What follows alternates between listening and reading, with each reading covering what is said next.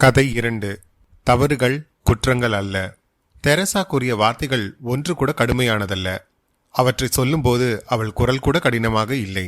மென்மையான சுபாவமுடைய தெரசாவின் மிருதுவான குரலில் வெளிவந்த அந்த வார்த்தைகளில் இன்றும் கூட மரியாதை கலந்திருந்தது. அவரை பற்றி அவளுக்கு வருத்தம்தான் மிகுந்ததே தவிர அவரை அவமதிக்க வேண்டும் என்கின்ற எண்ணமோ விரோதமோ அவள் முகபாகவத்தில் தெரியவில்லை. சீ என்று அவள் காரி துப்பவோ யூ டேமிட் என்று கத்தியோ தன்னை அவமதித்திருந்தால் கூட அதை ஒரு வகை ஏற்றுக்கொண்டிருக்கலாம். அவ்வித அனுபவங்கள் அவருக்கு ஏற்பட்டதும் உண்டு. அது மாதிரி சந்தர்ப்பங்களில் தன்னை எப்படி காப்பாற்றிக் கொள்வது என்று நாகராஜனுக்கு தெரியும். அவருடைய அதிகாரம், செல்வாக்கு, தோரணை, வயது, சமூக அந்தஸ்து இவை எல்லாமோ அல்லது இவற்றில் ஏதாவது ஒன்றோ அவருக்கு துணை வந்து நிற்கும். என்ன நின்று என்ன, பட்டாவமானம் பட்டதுதானே. எவ்வளவு பட்டும் எனக்கு புத்தி வரவில்லையே என்று தன்னையே தன் மனதுள் கணிந்து கொண்டபோது அவரது கண்கள் வெட்கமற்று கலங்கின. அவர் அவமானத்தாலும் தன் மீது ஏற்பட்ட அருவருப்பாலும் தலை குனிந்து உட்கார்ந்து தன்னை பற்றி கசப்புடன் யோசித்தார். சே, நான் என்ன மனுஷன், வயசு 50 போகுது. தலைக்கு உயர்ந்த பிள்ளையும் கல்லூரியில் படிக்கும் பொண்ணும் அவர்களுக்கு கல்யாணம் செய்து வைத்திருந்தா இந்நேரம் 4 பேர குழந்தைகளுக்கு தாத்தாவாயிருப்பேன். சே, நான் நிஜமாவே என்னதான் மனுஷன் என்று பல்லை கடித்து கொண்டார். 2 கைகளையும் கோட்டு பாக்கெட்டுக்குள் நுழைத்து விரல்களை நெரித்து கொண்டார். கண்களை இறுக மூடி நாற்காலியில் அப்படியே சாய்ந்து தன்னறியாமல் வாட் அ ஷேம் என்று முணங்கியவாறே தலையை இடமும் வலமும் உருட்டினார். அவருக்கு என்ன செய்வது என்று புரியவில்லை. தெரேசாவின் அந்த முகமே அவர் நினைவில் வந்து வந்து நின்றது. சற்று முன் இரத்தமாய் சிவந்து நெற்றியில் சிகை புரள உதடுகள் தீப்பட்டவை போல் சிவப்பு சாயம் கலைந்து துடிதுடிக்க கண்களிலிருந்து கலங்கி சுரந்த கண்ணீருடன் please leave me, I regret என்று அவரிடமிருந்து திமிரி விலகிச் சென்று உடல் முழுவதும் நடுநடுங்க அவள் நின்ற தோற்றம், அவள் கண்களிலிருந்து பெருகிய கண்ணீர், அவள் தனது ஸ்கர்ட் பாக்கெட்டிலிருந்து கர்ச்சீஃபை எடுத்து துடைப்பதற்குள் பொட்டென்று அவரது டேபிளின் மீது இந்த கண்ணாடி விரிப்பின் மேல் விழுந்து இதோ இன்னும் உலராமல் சிதறி கிடக்கின்ற 2 நீர்முத்துக்கள். அவர் எதிரே நின்று தான் அழுதுவிட்ட நாகரிகமற்ற செயலுக்கு வருந்தி ஐ எம் சாரி என்று தனக்குள்ளேயே விக்கியவாறு கர்ச்சீஃபில் முகம் புதைத்து கொண்டு அங்கிருந்து தனது அறைக்குள் ஓடினாளே. அதோ அவளது ஸ்லிப்பர் சத்தம் இப்பொழுதுதான் ஓய்ந்தது. பொத்தென அவள் நாற்காலியில் விழுகின்ற ஓசை. அவர் காதில் திரும்ப திரும்ப அவளது வார்த்தைகளும் அவர் நினைவில் அவமானமும் துயரமும் கொண்டு அவள் ஓடினாலே. அந்த காட்சியும் தான் இந்த சில நிமிடங்களில் திரும்பி திரும்பி வந்து நிற்கின்றன. அவள் எவ்வளவு பெருந்தன்மையானவள், எவ்வளவு உயர்ந்த மென்மையான இயல்புகள் கொண்டவள் என்பதை உணர்கையில் அவருக்கு நெஞ்செல்லாம் வலிக்கிறது. நான் அவளிடம் இப்படி நடந்து கொள்வேன் என்று அவள் கனவில் கூட கண்டிருக்க மாட்டாள் என்பது புரிகையில் தன்னைத்தானே இருகூற பிளந்து கொள்ளலாம் போல இருந்தது அவருக்கு. ஒரு நிமிஷத்தில் தான் அடைந்துவிட்ட வீழ்ச்சியை எண்ணி எண்ணி அவர் நெஞ்சை பிசைந்து கொள்கிறார். தெரேசாவுக்கு எப்படி சமாதானம் கூறுவது, இந்த மாசை எப்படி துடைப்பது, மறுபடியும் அவள் மனதில் தனது பழைய கௌரவத்தை எவ்வாறு நிலைநிறுத்துவது? அவ்வளவுதான், எல்லாம் போச்சு, கொட்டி கவிழ்த்தாகிவிட்டது. எவ்வளவு பெரிய நஷ்டம். நாகராஜன் நினைத்து நினைத்து பெருமூச்சு விடுகிறார். நெற்றி வியர்க்க வியர்க்க துடைத்துக் கொள்கிறார். எங்காவது போய் அழலாம் என்று தோன்றுகிறது. தான் சில நாட்களாகவே அவள் பால் கொண்ட சபலங்களுக்கு அவளது நடவடிக்கைகள், புன்சிரிப்பு, உபசரிப்பு எல்லாவற்றுக்கும் மேலாய் தனது வயதையும் தான் அவளிடம் காட்டுகின்ற பரிவையும் உத்தேசித்து ஒரு தகப்பனிடம் தெரிவிப்பது போல் அவள் தனது வாழ்க்கையின் அவலங்களையும் ஏமாற்றங்களையும் கூறி மனம் கலங்கியது முதலியவற்றை சாதகமாக அதை எடுத்துக்கொண்டு அவளுக்கு தம் மீது நாட்டம் என்று நம்பிய தனது கேவலத்தை என்ன என்ன உள்ளெல்லாம் குமட்டுகிறது அவருக்கு. அப்படி ஒரு அசட்டு நம்பிக்கையில் தானே அவள் தடுக்க மாட்டாள் என்ற தைரியத்தில் தான் அவர் அவளிடம் அப்படி நடந்து கொண்டார். இந்த 10 நாட்களாய் வழக்கமாக சாப்பாடு பரிமாற வருகிற அந்த கண்ணையா சொல்லிக் கொள்ளாமல் ஓடி போனானே. அந்த தேதியிலிருந்து ஒவ்வொரு நாளும் லஞ்ச் டயத்தில் தெரேசாவும் நாகராஜனும் ஒன்றாகத்தான் உட்கார்ந்து சாப்பிடுகிறார்கள். மத்தியானத்தில் ஆபீஸிலேயே சாப்பிடுகிற வழக்கத்தை உண்டாக்கியவன் கண்ணையன் தான்.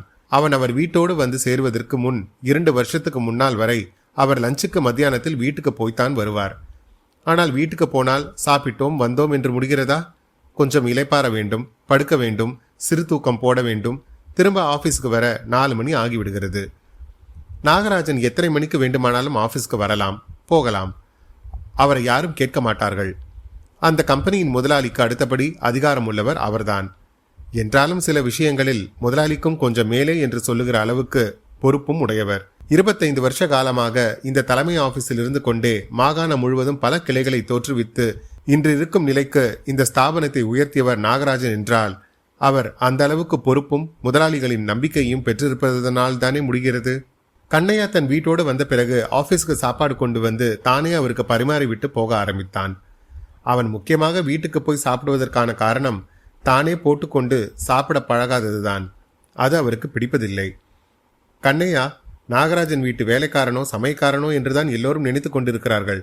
ஆனால் அவன் அவரது சொந்த அத்தை மகன் என்பதும் சம வயதுடைய பால்யகால நண்பன் என்பதும் ரொம்ப பேருக்கு தெரியாது.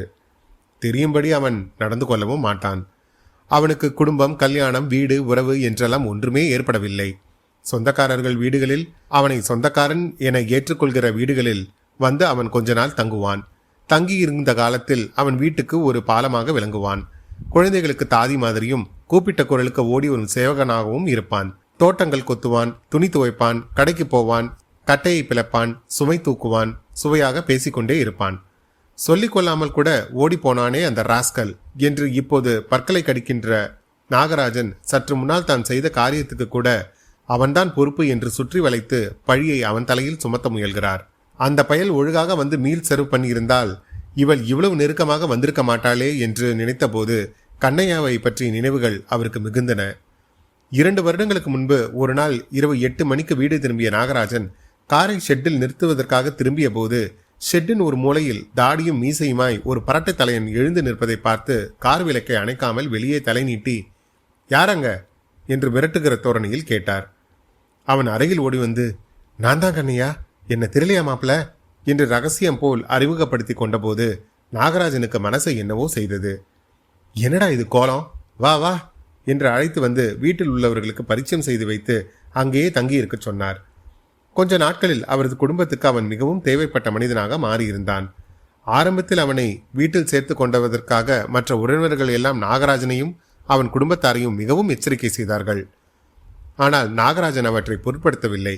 மேலும் அவனை சேர்த்துக் கொள்வது தனது கடமை என்று அவர் நினைத்தார். எனினும் அந்த காரணங்களை அவர் யாரிடமும் இதுவரை பகிரங்கப்படுத்திக் கொண்டதில்லை. அந்த பழைய பால்ய அனுபவங்களின் நினைவுகள் எப்போதாவது தனியாக இருக்கையில் அவனோடு பகிர்ந்து கொண்டு மகிழ்வார் நாகராஜன். அந்த காலத்தில் இந்த கண்ணையா ரொம்ப நல்ல பிள்ளையாக இருந்தான். ஒன்றுமே தெரியாத அவனை புகைப்பிடிக்க பழக்கியதும், மதுவருந்து செய்ததும், இந்த மாதிரியான விளையாட்டுகளில் ஈடுபடுத்தியதும் நாகராஜன் தான். அவற்றை அவர் மறக்கவில்லை. அதன் பிறகு அவை யாவும் ஏதோ ஒரு பருவத்தின் கோளாறு என்று ஒதுக்கி, அல்லது உண்மையிலே ஒரு பருவத்தின் கோளாறுகளாக அவை இவரிடமிருந்து நீங்கிய பின் இவரால் பழக்கப்படுத்தப்பட்ட அந்த கண்ணையன் அவற்றாலேயே வீழ்ந்து அழுந்தி மூழ்கி கொண்டிருப்பதாக கேள்விப்பட்ட காலங்களில் நாகராஜன் குற்ற உணர்வினால் உறுத்தப்பட்டிருக்கிறார். நாகராஜனை பொறுத்தவரை அந்த பழக்கங்கள் யாவும் மகா பாவங்கள் என்று கருதுகிற ஒழுக்க கண்ணோட்டம் எதனாலும் அவனுக்காக அவர் வருந்தவில்லை. இந்த பழக்கங்களுக்கு அடிமையாகி ஒருவன் வாழ்க்கையின் சகல மரியாதைகளையும் இழப்பது பரிதாபகரமான வீழ்ச்சி என்பதனால் அவனிடம் அவர் அனுதாபம் கொண்டார். இப்போதும் கூட நாகராஜன் எப்போதாவது பார்ட்டிகளில், சமயங்களில் வீட்டிலேயே கூட மது வருந்துவது உண்டு. அது யாருக்கும் தெரியாது. நாகராஜனும் புகைப்பிடிக்கிறார், பெண்களை இச்சையோடு பார்க்கிறார். எல்லாவற்றுக்கும் ஒரு அத்தும் அளவும் இல்லாத போதுதானே மனிதன் தலைகுப்புற வீழ்ந்து விடுகிறான். அப்படி வீழ்ந்து விட்டவன் கண்ணையா. அவன் அப்படி விழ காரணம் ஏதோ ஒரு வகையில் தானே என்று நினைக்கையில் அவனை பார்த்து பெருமூச்சுறுகிறார் நாகராஜன். பிறர் பார்வையிலும் சமூக அந்தஸ்திலும் அவன் வீழ்ந்து விட்டவன்தான் என்றாலும் கூட அவனை தனது அந்தரங்கத்தில் சமமாகவே பாவித்தார் நாகராஜன். அவனும் அதே மாதிரி அந்த எல்லை மீறாது அவரோடு சமத்துவம் கொண்டான். எப்போதாவது தாம் மது வருந்தும் போது அவனையும் அழைத்து அவனுக்கும் கொடுப்பார் இவர். அவனுக்கு மகடாபிஷேகம் நடந்த மாதிரி களி கொல்லுவான் அவன். அப்போதும் கூட மிகவும் வெட்கத்தோடு கையில் டம்ளருடன் ஒரு மூலையில் போய் திரும்பி நின்று கொண்டு மறைவாக குடிப்பான். போதும் போதும் என்று சொல்லி டம்ளரை வைத்துவிட்டு ஓடிவிடுவான். கேட்டால், நமக்கு இந்த சரக்கெல்லாம் சரிபட்டு வராது, 2 ரூபா பணம் கொடுமாப்ல, எதுக்கு இதை வேஸ்ட் பண்ற என்று பணத்தை வாங்கி கொண்டு போனால் இரவில் எந்நேரம் வந்து அவன் ஷெட்டில் படுத்துக் கொள்கிறான் என்று யாருக்கும் தெரியாது. யாருக்கும் தெரியாமல் அந்த செலவுக்காக வாரத்தில் 2 தடவை அவர் அவனுக்கு பணமும் கொடுப்பார். அவன் சாப்பாடு பரிமாற சாப்பிடுவது அவருக்கு எப்போதும் ரொம்ப திருப்தியாக இருக்கும். வீட்டில் இருக்கும்போது கூட சில சமயங்களில் அவன்தான் அவருக்கு பரிமாறுவான். நாகராஜனின் மனைவி ஸ்தூல சரீரி. அடிக்கடி அவளுக்கு உடம்புக்கு வந்துவிடும். ஈசி சேரிலிருந்து அவளை எழுந்து வர செய்வதை கூடியவரை தவிர்க்கவே விரும்புவார் அவர். சில சமயங்களில் டிரைவர் இல்லாத போது கண்ணையாவோடு தனியே காரில் செல்கையில் அவனோடு தமாஷாக சமத்துவமாய் பழைய காலம் மாதிரி பேசி மகிழ்வார் நாகராஜன். அது மாதிரி சமயங்களில் அவனும் தன்னை மறந்து டா போட்டு கூட பேசுவான். அது ரொம்ப இயல்பாக ஸ்ருதி பிசங்காமல் இருக்கும். டே கண்ணையா, நம்ம செக்ரட்டரி அம்மா எப்படி இருக்கா? புடவை கட்டாத அந்த சட்டைக்காரி எதிர்ப்படும் போது அவன் நாணி கோணி நிற்பதை பார்த்து அவர் பல தடவை கண்டிருக்கிறார். அதனால்தான் கேட்டார். அந்த மாதிரி சந்தர்ப்பங்களில் முதலில் அவன் சிரிப்பான். சொல்லு, உனக்கு என்ன தோணுது அவளை பார்த்தா? எனக்கு என்ன தோணுது? மார்பில் முகவாய்ப்படுகிற மாதிரி தலை குனிந்து கொண்டான் கண்ணையா. கொஞ்ச நேரம் கழித்து ஒரு அசட்டு சிரிப்புடன், நீ விட்டு வச்சிருப்பியா மாப்பிள்ள? எனக்கு தெரியும்டா என்று முழங்காலால் இடித்து கொண்டு கிளுகிழுத்து சிரித்தான். சச்ச, அதெல்லாம் இல்லடா, நீ முன்ன மாதிரியே என்ன நினைச்சுக்கிட்டு இருக்கியா? வயசாயிடுச்சே என்றான் நாகராஜன். அப்படின்னா அவளுக்கு உன் மேல ஒரு கண் இருக்கு, அது மட்டும் எனக்கு தெரியுது என்று கண்களை சிமிட்டி அவரை குஷிப்படுத்தினான் அவன். அந்த பாவிதான் இந்த எண்ணத்துக்கு முதல் பொறி வைத்தானோ? இவ்வளவும் அந்தரங்கமாய் பேசுவானே தவிர அவள் முன்னிலையில் இடுப்பில் கட்டிய துண்டை அவிழ்க்காமல் தலை நிமிர்ந்து பார்க்காமல் அவருக்கு சாப்பாடு பரிமாறுவான். தட்டை பார்த்து எது வாய்க்கு ருசிக்கிறது என்று அறிந்து கேட்கும் முன் பரிமாறுவான். அவன் பரிமாறுவதையும் அவருக்கு பணிவிடை புரிவதையும் தெரசா பார்த்திருக்கிறாள். அதனால்தான் அவன் வராமல் அன்று அந்த டிரைவரே அவருக்கு பரிமாற தெரியாமல் இவர் போட்ட சத்தத்தில் பயந்து கையில் உள்ளதை கீழே போட்டு அவர் ஒன்றுமே சாப்பிடாமல் எடுத்துக்கொண்டு போ என்று கத்திவிட்டு அன்று ஓட்டலிலிருந்து டிஃபன் வரவழைத்து சாப்பிட்டதை எல்லாம் கவனித்த தெரசா அடுத்த நாள் மத்தியானம் அவர் தானே பரிமாறிக்கொள்ள முயல்கையில், உங்களுக்கு ஆட்சேபனை இல்லைனா நான் பரிமாறலாமா என்று வினயத்துடன் ஆங்கிலத்தில் கேட்டாள். அப்போதும் நாகராஜனுக்கு கண்ணையா நினைவு வந்தது. அவளுக்கு உன் மேல ஒரு கண்ணு இருக்கு, அது எனக்கு நல்லா தெரியுது. 4 வருஷமாக தன்னிடம் ஸ்டெனோவாக பணியாற்றும் தெரேசாவை அன்றுதான் அவர் அப்படி ஒரு பார்வை பார்த்தார். யூ லுக் நைஸ் டுடே என்று அவள் அழகை அவர் புகழ்ந்தார். தேங்க்யூ என்று அவள் நன்றி கூறினாள். அன்று அவளையும் தன்னோடு அமர்ந்து சாப்பிட சொன்னார் அவர். முதலில் தான் டிஃபன் பாக்ஸில் கொண்டு வந்திருக்கும் எளிய உணவை அவரோடு உட்கார்ந்து சாப்பிட அவள் தயங்கினாள். ஆனால் அவர் மிகவும் வற்புறுத்தவே அவளும் அவர் எதிரே அமர்ந்து ஒரே மேஜையில் சாப்பிட்டாள். சாப்பிடும்போது அவள் கண்ணையாவை பற்றி கேட்டாள். Where is that man? அந்த ராஸ்கல் 500 ரூபா பணத்தை திருடிட்டு சொல்லாம கொள்ளாம ஓடி போயிட்டான் என்று ஆத்திரமாக கூறினார் நாகராஜன். 500 ரூபாயா? பணத்தை அவ்வளவு அஜாக்கிரதையாகவா வேலைக்காரர்கள் கண்பட வைக்கலாமா? அவன் வேலைக்காரன் இல்லை, அவன் என்னுடைய cousin. Oh, I am very sorry. பரவாயில்லை, திருட்டு பயலுக்கு வேலைக்காரன் பட்டமே கொஞ்சம் அதிகம்தான். புவர் மேன் என்று அவள் அவனுக்காக வருத்தப்படுவது அவருக்கு ஆச்சரியமாக இருந்தது. He was very nice and helpful to என்று முனகிக் கொண்டாள். நாகராஜனும் பெருமூச்சொறிந்தான். நாகராஜனும் தனக்கு வந்திருந்த உணவு வகைகளை அவளோடு பகிர்ந்து கொண்டார். அவர் அன்போடு தருவதை நன்றியோடு ஏற்றுக்கொண்டாள்.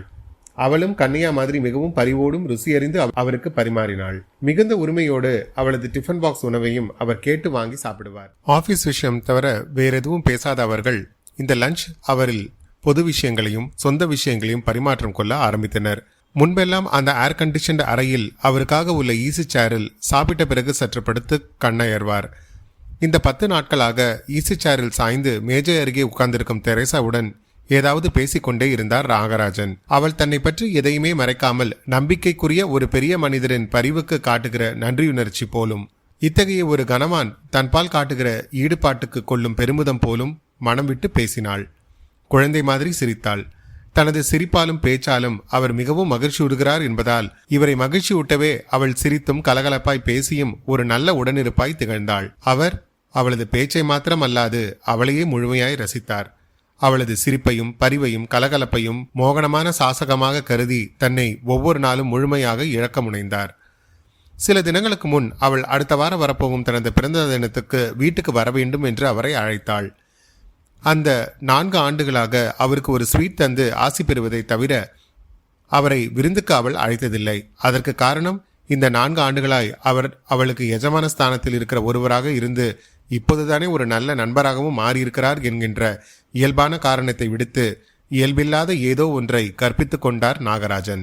Will it be a cocktail party என்று கண்களை சிமிட்டியவாறு அவர் கேட்டபோது, அப்கோர்ஸ், என் தந்தை தாய் இருவருமே பெர்மிட் ஹோல்டர்ஸ் என்று அவள் கூறினாள்.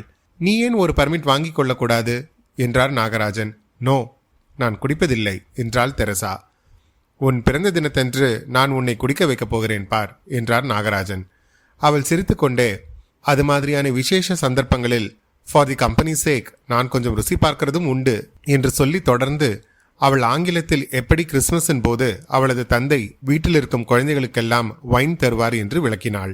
தங்களது கலாச்சாரப்படி குடிப்பதும் ஆண்களும் பெண்களும் இணையாக நடனமாடுவதும் எவ்வளவு பரவசமிக்கது என்பதை தன்னை மறந்து லயத்துடன் அவள் அவருக்கு சொன்னாள். அவ்விதம் சொல்லிக் கொண்டிருக்கையில் அவள் தனது போன வருஷ பிறந்தநாள் வைபவத்தின் நிகழ்ச்சிகளை நினைவு கொண்டாள். அந்த நினைவில் அப்போது அவளது நம்பிக்கைக்கும் காதலுக்கும் பாத்திரமாய் இருந்து பின்னர் அவளிடமிருந்து விலகி போன ஒரு பாய் ஃப்ரெண்டை பற்றியும் அவரிடம் விவரித்தாள். அப்போது அவள் சற்று உணர்ச்சி வசமானாள். பிறகு தன்னைத்தானே சமாளித்துக் கொண்டு புன்னகை செய்தாள். இவை எல்லாவற்றையும் நாகராஜன் வேறு ஒரு கோணத்திலிருந்து புரிந்து கொண்டார்.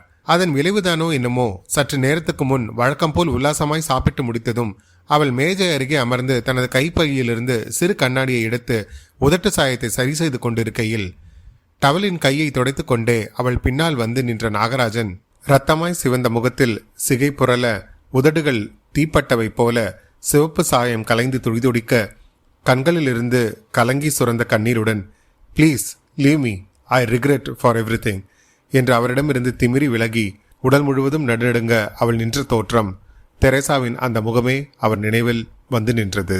மணி 2. மத்தியான இடைவேளைக்கு கலைந்து போன ஆபீஸ் ஊழியர்களின் நடமாட்டமும் டைப்ரைட்டர்களின் இயக்கமும் மந்தமாக அந்த ஏர் கண்டிஷன் அறைக்குள் கேட்கிறது. நாகராஜன் 1 மணி நேரத்துக்குள் 7-8 சிகரெட்டுகளை ஊதி தள்ளியிருந்தார். தெரேசாவை அழைக்கின்ற காலிங் பெல்லின் பொத்தானை அழுத்தினார். அடுத்த வினாடி தெரேசா எதிரே வந்து நின்றாள். நாகராஜனால் தலை நிமிர்ந்து அவளை பார்க்க முடியவில்லை. அவர் தலை குனிந்தே இருந்தது. I am very sorry Teresa. அவள் என்ன பதில் கூறினாள் என்று அவருக்கு விளங்கவில்லை. அவள் இன்னும் அழுது கொண்டு அதே கோலத்தில்தான் நிற்கிறாளா? தனது ராஜினாமா கடிதத்தை முகத்தில் விட்டெறிய போகிறாளா என்ற குழப்பத்துடன் அவர் தலை நிமிர்ந்து அவளை பார்த்தார். அவள் எப்போதும் போல் எதுவுமே நடக்காதது போன்று சற்று முன் கர்ச்சீஃபில் முகம் புதைத்து கொண்டு ஓடியது போலில்லாமல் ஒரு புன்முறுவலுடனும் கையில் ஷார்ட் அண்ட் நோட்ஸ் எடுக்கும் ஒரு சிறு புத்தகமும் பென்சிலுமாய் வந்து நின்றிருந்தாள். அவள் ராஜினாமா செய்ய போவதில்லை என்று அவருக்கு புரிந்தது. அவள் வந்து நின்ற கோலம் தனது டிக்டேஷனை எடுத்துக்கொள்ள காத்திருப்பது போல் தோன்றியது. அன்று பல வேலைகள், பல கடிதங்கள் எழுத வேண்டிய வேலைகள் இருப்பது அவளுக்கு தெரியும். எல்லாவற்றுக்கும் முதல் ஒரு கடிதம் டிக்டேட் செய்ய வேண்டும் என்ற எண்ணம் திடீரென்று அந்த நிமிஷம்தான் அவருக்கு தோன்றியது. சில நேரங்களில் கடிதங்களை அவர் எழுந்து நடந்து கொண்டே டிக்டேட் செய்வார். அதுபோல் அவர் எழுந்து தனது நாற்காலிக்கு பின்னால் தனியை குடிந்த வண்ணம் நடந்தார். பிறகு அவளை பார்த்து ப்ளீஸ் சிட் டவுன் என்றதும் தெரேசா அவரது மேஜைக்கு முன்னால் இருந்த நாற்காலியில் அமர்ந்தாள். டியர் மிஸ் தெரேசா என்று அவரது குரல் கேட்டது. எஸ் சார் என்று நிமிர்ந்தாள் Theresa. Put down, this is a letter. இது கடிதம், எழுதிக்கொள் என்று அவர் சொல்லவும் அவள் மௌனமாக தனது கடமை என எழுத ஆரம்பித்தாள். அவர் முகம் திரும்பி தன் முதுகு மட்டுமே அவளுக்கு தெரிய நின்று கொண்டு ஆங்கிலத்தில் சொன்னார். மிஸ் தெரேசா, ஒரு மகளைப் போல் கருதி அன்பு காட்ட வேண்டிய உன்னிடம் முறைகேடாக நடந்து கொண்டதற்காக நான் வெட்கப்படுகிறேன். என்னை மன்னித்து விடுவதும் அல்லது தண்டிப்பதும் உனது மனோபாவத்தை பொறுத்தது. நான் என் கணிப்பிலிருந்து, தரத்திலிருந்து, உயரத்திலிருந்து ஒரு நொடியில் வீழ்ச்சி உற்றுவிட்டேன். இதுதான் எனக்கு தண்டனை. தெரேசா, நான் ஏன் அப்படி செய்தேன் என்று எண்ணி எண்ணி பார்க்கிறேன். இப்படி நான் நடந்து கொள்வது இதுவே முதல் தடவை அல்ல. உன்னிடம் எனது பலவீனத்தை ஒளிவின்றி ஒப்புக்கொள்வதன் மூலம், அப்படி ஒப்புக்கொள்கிற பக்குவம் இந்த நிமிஷம் எனக்கு ஏற்படுவதன் மூலம் என்னை பிடித்திருந்த ஒரு வியாதி, ஒரு விகாரம் என்னிடமிருந்து விலகுகிறது என்ற நம்பிக்கையோடு இதனை உன்னிடம் சொல்லுகிறேன். நீ வயதில் எவ்வளவு இளவலாக இருப்பினும் பெருந்தன்மை மிக்கவள், கண்ணியமானவள் என்று நான் உணர்ந்திருக்கிறேன். எனவேதான் பாவ மன்னிப்பு போல் உன்னிடம் கன்ஃபெஷன் செய்து கொள்கிறேன். உன்னிடம் நடந்து கொண்டது போல் முறைகேடாக நான் பல சந்தர்ப்பங்களில் நடந்து கொண்டிருக்கிறேன். பிரயாணங்களிலும் தியேட்டர்களிலும் ஏற்படுகின்ற நெருக்கத்தை பயன்படுத்தி கொண்டு நான் முறைகேடாக நடந்தது உண்டு. அப்போது அவர்கள் ஏதோ ஒரு அச்சத்தாலும் அவமானத்துக்கு அஞ்சியும் நாகரிகம் கருதியும் அமைதியாய் இருப்பதை நான் சம்மதம் என்று கருதி ஏமாந்திருக்கிறேன். பின்னர் அதற்காக வருந்தியதும் உண்டு. நான் இப்போதுதான் அறிகிறேன், இது ஒரு நோய். இதிலிருந்து உனது பெருந்தன்மையால் நான் குணமடைகிறேன். நீ இதை மறந்து ஒரு தந்தை உங்கள் மரபுப்படி ஒரு மகளை அன்பு காரணமாய் முத்தமிட்டதாக கொள்ள வேண்டுகிறேன். அல்லது இந்த குற்றத்துக்கு எனது இந்த வீழ்ச்சி மாத்திரம் போதாது எனின் நீ தருகிற எந்த தண்டனையும் ஏற்க சித்தமாய் இருக்கிறேன் என்று கூறி சுமை இறக்கிய வழிப்போக்கன் மாதிரி ஆஸ்வாசத்துடன் அவளை பார்த்தார் நாகராஜன். தெரேசா கண்களை கர்ச்சிஃபால் 2 முறை ஒத்திக் கொண்டாள். அவளது மூக்கும் கன்னங்களும் கன்றி சிவந்திருந்தன. அதை டைப் செய்து கொண்டு வா என்று அவளை அனுப்பிய பின் ஒரு சிகரெட்டை பற்ற வைத்துக் கொண்டு தனது இருக்கையில் அமர்ந்தார் நாகராஜன். தெரேசாவின் அறையில் டைப்ரைட்டரின் ஓசை படபடத்தது. தெரேசா டைப் செய்த காகிதங்களை கொண்டு வந்து அவர் முன் மேஜை மீது வைத்துவிட்டு அவர் முகத்தையே பார்த்தவாறு நின்றாள். அவர் கண்ணாடியை எடுத்து அணிந்து கடிதத்தின் முதல் வரியை மரியாதைக்குரிய நண்பரே என்னும் ஆங்கில வார்த்தைகளை உச்சரித்தவாறே அவளை பார்த்தார். அவள் பணிவுடன் தலை கவிழ்ந்தாள். அவர் தொடர்ந்து அதை படிக்கலானார். நீங்கள் என்னிடம் டிக்டேட் செய்து டைப் செய்து கொண்டு வர சொன்ன உங்கள் கட்டளையை நிறைவேற்றாமல் வேறு ஒரு கடிதத்தை கொண்டு வந்து உங்களிடம் தருகிற எனது செயலை மன்னிருப்பீர்களாக. நீங்கள் மனம் திறந்து பேச ஒரு வாய்ப்பாகத்தான் அதை ஒரு கடிதமாக டிக்டேட் செய்திருக்கிறீர்கள். என்னிடம் மன்னிப்பு கோருகின்ற ஒரு கடிதத்தை என்னை கொண்டே எழுத வைத்தது உங்களுடைய வெள்ளை மனதுக்கு மேலும் ஒரு சான்று. கடிதம் என்று சொல்லப்படுகிற உங்கள் மனம் திறந்த பேச்சில் மிகவும் சத்தான என் எண்ணத்தை அப்படியே பிரதிபலித்த வாசகம், ஒரு தந்தை உங்கள் மரபுப்படி ஒரு மகளை அன்பு காரணமாய் என்று கூறினீர்களே, அதுதான். நான் அப்படி கருதி சமாதானமுற்ற பிறகு நீங்களும் அவ்விதம் சொன்னது எனக்கு அளவில்லாத ஆனந்தம் தருகிறது. அது உங்கள் வீழ்ச்சி அல்ல, இது ஒரு சறுக்கல். இந்த இடத்தில் அந்த ஆங்கில சொற்களை அவளை பாராட்டுகிற தோரணையில் just a slip, not a fall என்று ஒரு முறை வாய்விட்டு உச்சரித்து கொண்டே அவளை பார்த்த பின் கடிதத்தை தொடர்ந்து படிக்கலானார் நாகராஜன். நீங்கள் கூறுகிற மாதிரி இது ஒரு வியாதி எனில் அதற்கு தண்டனை அல்ல, சிகிச்சையே தேவை. அப்படிப்பட்ட முறைகேடான நடத்தைகள் தவறுகள்தான், ஆனால் குற்றங்கள் அல்ல. குற்றங்கள்தான் தண்டிக்கப்பட வேண்டியவை, தவறுகள் திருத்தப்பட வேண்டியவை, மன்னிக்கப்பட வேண்டியவை. நான் உண்மையான கிறிஸ்துவ பெண். மன்னிக்கிறவர்களே மன்னிக்கவும் படுவார்கள். நான் உங்களை மன்றாடி கேட்டுக்கொள்கிறேன், இதனை மறந்து இதற்காக வருத்தத்தை விடுங்கள். நமது ஒப்பந்தத்தின்படி நீங்கள் என் பிறந்த தினத்தன்று வருகிறீர்கள். உங்கள் நலனுக்காக நான் குடிப்பேன். உங்கள் உண்மையுள்ள தெரேசா. தெரேசா, நீ எவ்வளவு உயர்வான ஆன்மா. இரவு 8 மணிக்கு வீடு திரும்பிய நாகராஜன் காரை ஷெட்டில் விடுவதற்காக திரும்பிய போது ஷெட்டின் ஒரு மூலையில் தாடியும் மீசையுமாய் பரட்டை தலையுடன் உட்கார்ந்திருந்த கண்ணையா எழுந்து நின்றான். சிறிது நேரம் விளக்கை அணைக்காமல் அவனை கூர்ந்து பார்த்தார். வெளிச்சத்தினாலே வெட்கத்தில் கூனி குறுகி முகத்தை மூடிக்கொண்டான் கண்ணையா. வராந்தாவில் நாகராஜனின் மகளும் மனைவியும் கண்ணையாவை உள்ளே விடாமல் தடுப்பதற்காக துவாரபாலகர்கள் போல் நின்று கொண்டிருந்தார்கள். அவன் வந்தால் உள்ளே நுழைய விடாதீங்க என்று நாகராஜன் தான் உத்தரவிட்டிருந்தான். நாகராஜன் காரில் இருந்து இறங்கியதும் கண்ணையா அவர் அருகே ஓடி வந்து அழுதான். மாப்பிள்ள, என்னமோ தெரியாம செஞ்சுட்ட. ஏன் செஞ்சேன்னு தெரியல. அதை செஞ்ச அடுத்த நிமிஷத்திலிருந்து ஒவ்வொரு நிமிஷமும் வருத்தப்பட்டேனே ஒழிய சந்தோஷமாவே இல்லை. மாப்பிள்ள, அறிவு கெட்டவனா என்று நெற்றியில் அடித்து கொண்டு அவன் அழுதான். நாகராஜன் மௌனமாக டையை தளர்த்தி கொண்டு வராந்தாவில் கிடந்த பிரம்பு நாற்காலிகளில் ஒன்றில் அமர்ந்தான். அவர் மகளும் மனைவியும் உள்ளே போயினர். கண்ணையா வெளிச்சத்தில் வந்து அவர் எதிரே நின்றான். அவன் மௌனமாக தலை குனிந்து நிற்பதை பார்க்க அவருக்கு பரிதாபமாக இருந்தது. அவர் நினைத்தார், இவன் வெறும் திருடன் என்றால் இப்போது ஏன் திரும்பி வர வேண்டும்? இந்த வீட்டில் உழைக்கிற உழைப்பை எங்கு தந்தாலும் அவன் வயிற்றுக்கு சோறு கிடைத்து விடுமே. எனவே பிழைப்புக்காக அவன் திரும்பி வந்திருக்கிறான் என்று நினைப்பது பேதமை.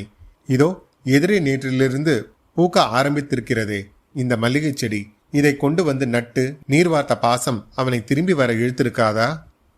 ஒவ்வொரு வேளை சாப்பிடும் போதும் நான் அவனை நினைக்கிற மாதிரியே அவனும் என்னை நினைத்திருக்க மாட்டானா? பின் ஏன் அப்படி அந்த பணத்துக்கு ஆசைப்பட்டு அதை எடுத்துக்கொண்டு ஓடினான்? ஏண்டா, என்னை கேட்டா நான் உனக்கு அந்த பணத்தை தந்திருக்க மாட்டேனா? ஏன் திருடம் மாதிரி அப்படி செஞ்ச? வீட்டில் இருக்கும் மற்றவர்களின் திருப்திக்காக சற்று உயர்த்த குரலில் விசாரித்தார் அவர். அதான் யோசிச்சு பார்க்குறேன். பணத்தை அந்த ஷெல்ஃபில் பார்த்தப்போ வேற யாருமே இல்லை. யாரும் இல்லாத இடத்துல பணத்தை பார்த்தா எடுக்கணுங்கிற திருட்டு புத்தியில் எடுத்துட்டேன். இது முதல் தடவையா? எத்தனையோ தடவை இந்த மாதிரி. ச்சே என்று தன்னைத்தானே நொந்து கொண்டான். இன்று மதியம் இதே நிலையில் தான் இருந்ததை நாகராஜன் எண்ணி பார்த்தார். இது ஒரு வியாதிடா என்றார். ஆமா, வியாதிதான் என்று தலையில் அடித்து கொண்டான் கண்ணையன். நீ என்ன தண்டனை கொடுத்தாலும் ஏத்துக்கிற மாப்பிள்ள என்று கைகளை பிசைந்து கொண்டு கண்ணீர் உகுத்தான். நாகராஜன் நிர்மலமாய் சிரித்தார். வியாதிக்கு சிகிச்சை தான் தேவை, தண்டனை இல்லை என்று சொல்லும்போது அவருக்கே கண் கலங்கிற்று. உன் வியாதி நீங்கி போச்சு. மனப்பூர்வமா மன்னிக்கிறது தான் இதுக்கு சிகிச்சை. இந்த சிகிச்சையை உனக்கு யாருமே இதுவரை செஞ்சதில்லை. இனிமே எல்லாம் சரியாயிடும். போ, நீ உள்ள போ என்று அவர் சொல்லுவதை கேட்டு கூடத்தில் உட்கார்ந்திருந்த அவரது மகளும் மனைவியும் எவ்வளவு பெருந்தன்மை மிக்க மனிதர் இவர் என்று நாகராஜனை பற்றி எண்ணி பெருமிதம் கொண்டனர். அவர்களுக்கு என்ன தெரியும், மன்னிக்கப்பட்டவர்களே மன்னிக்கிறார்கள் என்பது. மீண்டும் உங்களை அடுத்த கதையில் சந்திக்கும் வரை உங்களிடமிருந்து விடைபெறுவது உங்கள் அசோக். நன்றி, வணக்கம்.